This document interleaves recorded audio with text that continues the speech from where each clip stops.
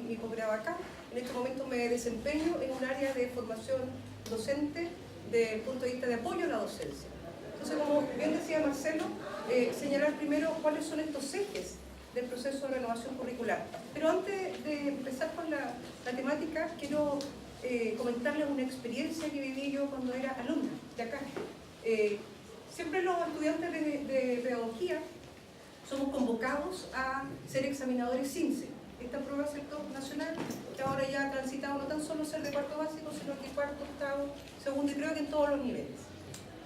Y siempre a mí me llamó la atención y me gustaba ir a los contextos rurales, siempre me gustó mucho el campo. Entonces participé en una oportunidad hace muy poco, no voy a decir los años, pero me llamó profundamente la atención. De hecho, éramos instruidos nosotros por quienes, por el Ministerio de Educación, de no dar ninguna explicación ni observación a los estudiantes de cuarto básico. Sin embargo, cuando me enfrento a la experiencia de ser examinadora CINCE, un niñito de la comuna de San Ignacio dice, con su tono campesino, profesora, ¿y qué es pluviometro? Yo en realidad me metí al bolsillo las instrucciones de quienes nos convocaron del Ministerio de Educación y dije, tengo que explicar. No puede ser que a lo mejor porque no está la explicación el niño deje de contestar y es muy probable que a lo mejor le vaya bien en ese ítem en particular. Lo que me dio indignación es que la profesora del contexto no hizo uso de lo que decían los colegas al principio de establecer esta vinculación entre el saber pedagógico, ¿cierto? El saber disciplinario y el saber pedagógico. ¿Cómo yo respondo al problema? A lo mejor es muy complejo llevarlos a un centro climatológico, ¿cierto? Pero a lo mejor mostrarle una imagen o bien hacer un pluviómetro artesanal vinculado con el área de las tecnologías, ¿cierto? Integración curricular y que los niños con una botellita graduaran y captaran el agua caída y ahí tenemos un pluviómetro artesanal, ¿cierto? Por lo tanto, mi desafío fue, en ese contexto como estudiante de Pedagogía, Historia y Geografía, cuando yo egrese voy a ser distinta. Del punto de vista de lo pedagógico, de saberes pedagógicos, hay un autor, y aprovecho también de decir a los jóvenes que están en su proceso de formación para orientarse vocacionalmente, uno cuando es profesor no puede reproducir la cultura, sino que estamos llamados, como bien decían los colegas al principio, de ser intelectuales transformadores, como dice Michael Lang. Entonces, al final, ¿cuál es mi desafío? ¿Por qué quise partir con esa primera experiencia que me sucedió? Porque yo tengo que en el aula incorporar actividades que sean pertinentes para desarrollar el pensamiento geográfico. Que no tan solo desarrollemos una visita, ¿cierto?, a un contexto X, sino que ver más allá qué pasa con las problemáticas. ¿Qué pasa con la problemática del medio ambiente aquí en nuestra ciudad? ¿Y qué pasa con las políticas públicas respecto a eso? Entonces, y no tan solo, como decían bien los colegas, tomar el libro como una Biblia, ¿cierto? Porque también vienen errores garrafales de conceptos y disciplinarios. Entonces, partiendo de eso, el profesor, ¿qué tiene que desarrollar? Tratar en lo posible de desarrollar habilidades cognitivas superiores en los estudiantes. Comentarles que los procesos de renovación curricular que transitan la carrera de la universidad, y de hecho la carrera de Pedagogía en Historia y Geografía, está en esa etapa. Son 3 etapas de este macro proceso de renovación. Primero comenzamos con los diseños de perfil, es decir, ¿qué es lo que pretende que el estudiante de Pedagogía en Historia y Geografía, al término de su carrera, en los contextos educativos u otros ámbitos del quehacer profesional, evidencie como aprendizaje? ¿Ya? Por lo tanto, se crean algunas competencias. ¿Qué involucra la competencia? Una conjunción de saberes, no tan solo conceptuales, sino que también procedimentales y el actitudinal. ¿Ok? Por tanto, el diseño curricular pasa por el perfil de ingreso, se genera todo lo que es planes de estudio, la malla curricular, ¿cierto? Este itinerario de formación, programas y guías didácticas. En nuestra institución estamos trabajando con los programas y con guías didácticas ya distintos a años anteriores, que era centrado solamente en el contenido. Ahora se centra en habilidades. ¿Ya? Desde el punto de vista de la implementación, ahí hay una palabrita clave que también subyace en ella, es decir, está de trasfondo una teoría, que es la teoría de John Vick respecto al alineamiento constructivo. Si creamos principios básicos del perfil, creamos una malla curricular, tiene que ser coherente, y coherente también con lo que sucede en el entorno, pero que no decide al final el entorno, no es como el fin último, ¿cierto? Sino que el fin último es cómo vamos a dar respuesta a esta formación geográfica, histórica, pedagógica, porque son tres elementos que estamos conjugando aquí. Somos profesores, o vamos a ser profesores de historia y geografía, ¿cierto? Con estas dos ciencias. Por lo tanto, también en coherencia con nuestro modelo educativo. En los colegios, por ejemplo, están los proyectos educativos institucionales, ¿cierto? Entonces, mirar, cuando yo estoy en un colegio, ¿qué es lo que dice? ¿Cuál es el ideario de formación de mi colegio? Con su respectivo sello. Acá, el ideario de formación de la Universidad Bío Bío es el enfoque centrado en el aprendizaje y con competencias básicas. Yo soy muy distinta, como lo que egresé acá, que un colega que haya egresado de otras universidades a nivel nacional, ¿cierto? O internacional. Cada institución incorpora un sello, ¿sí? Por lo tanto, también aparece un dato importante de que la carga de tiempo, ¿cierto?, que se invierte en este ser estudiante, dentro de impartir estas asignaturas, se refleja en un sistema de créditos transferibles que es otra lógica. Lo voy a abordar mayormente. Y por otra parte, ¿qué es lo que incluye como elemento importante en el currículum? Estas prácticas tempranas. Me van a disculpar que sea como autorreferente, pero yo, cuando estudié acá, uno salía con mi colega, que también fuimos como contemporáneos, él es más viejo que yo.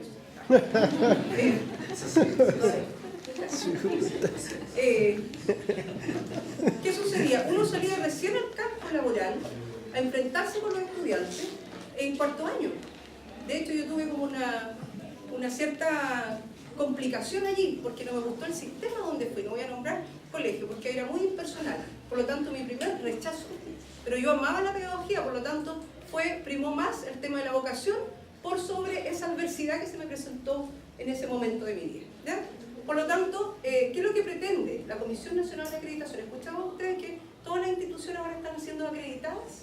¿También los colegios? ¿Han escuchado, cierto? Por lo tanto, estas directrices que emanan desde el Ministerio de Educación y estas entidades, ¿qué involucran? Dar como orientaciones que existan prácticas tempranas. Por lo tanto, ¿qué es lo que uno hace desde el punto de vista de las asesorías curriculares? Incorpora en su malla curricular prácticas tempranas. ¿Cómo? Por ejemplo, con algunos diseños didácticos, y vamos aquí enfrente a los colegios, ¿cierto?, vecinos, para cómo vamos a enseñar la geografía económica, por ejemplo. Salidas a terreno, aquí en el contexto de la provincia de Ñuble, por decir algo, ¿ya? Y por otra parte, también el otro eje de este proceso de renovación es cómo yo constato que efectivamente se están generando estos procesos de diseño que yo, muy bonito, establecí allí como perfil, como programa, etcétera, ¿cierto? Por lo tanto, ¿qué se está haciendo? A nivel institucional, UBB, se están desarrollando proyectos de innovación pedagógica, donde nosotros acompañamos esos procesos, se está generando investigación en formación universitaria. Generalmente, hasta un par de años atrás, era solamente importante las investigaciones disciplinarias, ¿ya? Pero ahora se le da un plus distinto a que en docencia se generan propuestas bien interesantes, pero los docentes no le dan el valor agregado a esos procesos. Entonces, uno desde el área pedagógica del apoyo a la docencia le dice, colega, mire, esto también amerita a ser sistematizado y publicado, y eso es lo que estamos generando actualmente. Y por otra parte, ¿qué es lo que también propendemos a que en la malla curricular aparezcan estos talleres integrados?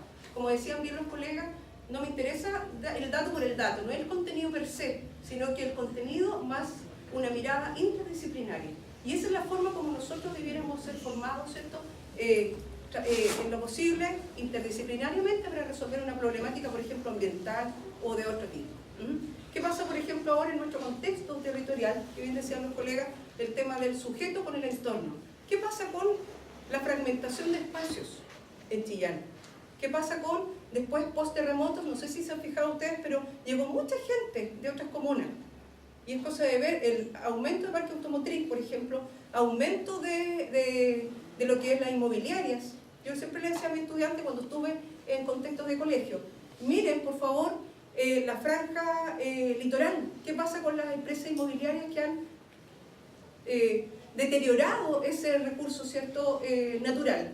¿Sí? Y sin miramiento desde el punto de vista, siempre primó el tema del capitalismo, siempre primó ahí porque obviamente, como ustedes deben conocer, cuando se hace un hotel, por ejemplo, ¿qué es lo que entra a la municipalidad? Dinero, ¿cierto? Por lo tanto, ¿qué es lo que prima en el contexto de la política, a lo mejor local?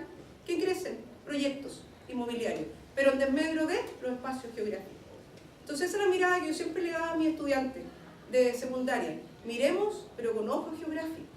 Entonces, la visión es, por favor, a partir de ello, la Escuela de Pedagogía en Historia y Geografía desarrolló una competencia por área disciplinar: Historia, Geografía, Ciencias Sociales, y en su conjunto también la Facultad de Educación entrega 6 competencias pedagógicas que están muy vinculadas con los estándares que decían los colegas anteriormente, y también el CIUBB, que son 5 competencias, ¿ya? Responsabilidad social, entre otras. Entonces, ¿cuál es la mirada que debemos plasmar en la malla curricular? ¿Qué debe saber hacer al término de la formación el profesor de Historia y Geografía? Interpretar. Esa es como la habilidad de pensamiento. ¿Y qué va a interpretar? ¿Cierto? Esa es la habilidad, el objeto de estudio, el espacio geográfico de las unidades territoriales, inserta en un mundo globalizado, porque ya estamos en un contexto distinto, ¿cierto? Desde un enfoque social crítico. Aquí aparece un enfoque disciplinario, que no es ya deja de atrás esa mirada con la que uno se formó de la geografía descriptiva, sino que hay un enfoque de una mirada más integradora, ¿cierto? Y por último, para el desarrollo del pensamiento geográfico. Entonces prima mucho cómo yo voy a posesionar el pensamiento disciplinar en las asignaturas que voy a diseñar. Ahora, lo interesante que a través de estos datos que más adelante voy a señalar, con Marcelo vimos mallas curriculares de distintas casas a nivel nacional. Entonces, la idea era poder plasmar, ¿cierto?, cuáles son las tendencias desde el punto de vista de la asignatura en el ámbito geográfico, cómo están presentadas. Pero lo más interesante, y relevo mucho mi institución, la Universidad del Biobío, en términos de que no tan solo circunscribe al profesor de historia en contextos educativos. Entonces está copiado textual de lo que la página de la carrera establece. Dice: establecimientos, el campo ocupacional, establecimiento de enseñanza media, centro de formación técnica, centro de investigación histórica en las distintas áreas disciplinares, ¿cierto? Pero a su vez en organizaciones no gubernamentales y organismos de turismo y otros, ¿cierto? De hecho, hay egresados nuestros que están, por ejemplo, en la CEPLAC, que significa a nivel comunal, en la Secretaría de Planificaciones Comunales, ¿cierto? Y en otras instancias o en otros campos ocupacionales que no tan solo son la docencia, ¿ya? Y eso es interesante porque a su vez uno tiene que dar respuesta o crear ciertos nichos nuevos, ¿cierto? O tratar, ¿cierto?, de ampliar a lo mejor esa visión de campo ocupacional. Por lo tanto, cuando uno construye un perfil, que es como el ideal, es como cuando uno dice a nivel familiar, con los hijos, ¿qué yo quiero que sea mi hijo? ¿Cierto? Y uno dice ahí, a lo mejor plasma qué es lo que quiero que sea, pero yo quiero formar, y todas mis acciones como mamá quizás voy a propender a que él sea lo que yo quiero, o lo que él quiera, obviamente fortaleza. Esto mismo si lo extrapolamos al contexto de carrera. Yo establezco principios, ¿cierto?, a nivel de competencias que yo quiero que el estudiante al término, estamos hablando de 1 año o 3, no más, porque si no pasaría a ser un perfil profesional, involucra que debe evidenciar como aprendizaje. Por lo tanto, son distintas miradas, no tan solo la academia, el cuerpo docente de la Comisión de Renovación Curricular que funciona diariamente, sino que también, como decían los colegas, el tema de las tendencias. ¿Qué pasa con, y esto no tan solo al contexto de la pedagogía en historia y geografía, sino que a todas las áreas? ¿Cómo yo genero y renuevo ese currículum con esa mirada de qué pasa con las tendencias, qué pasa con los nuevos enfoques? Siempre hay investigaciones en las áreas, por lo tanto, yo tomo esos elementos nuevos que dicen relación con la epistemología de la ciencia y lo incorporo en este contexto. Por otra parte, ¿qué dicen los egresados? ¿Cierto? Cuando cada uno se ha formado, al término, uno puede tener algo, a lo mejor aporte bien significativo en términos de que, mira, me gustó, podría haber sido a lo mejor esta asignatura con otro énfasis, producto de que yo ahora estoy en este otro campo ocupacional y me faltó a lo mejor manejo de grupo, por decir algo, ¿cierto? Incorporar todos esos elementos. Por lo tanto, ¿qué es lo que ha hecho la carrera al respecto? cuestionarios, entrevistas, participación. Ha sido muy democrático porque ha incorporado también la mirada del estudiante actual a través de reuniones que hemos sostenido, que están las evidencias fotográficas allí, con participación de representantes de niveles de los cursos, ¿ya? Y luego la academia y empleadores. ¿Qué dicen los empleadores también al respecto de qué debe evidenciar un profesor de historia y geografía? ¿Ok? Entonces, todas esas miradas finalmente determinan estas 4 grandes competencias. Me voy a referir solamente a la geográfica, que ya la leí, pero hay una interpretación, ¿cierto? En la parte de historia, analizar las distintas dimensiones de la realidad histórica, etc.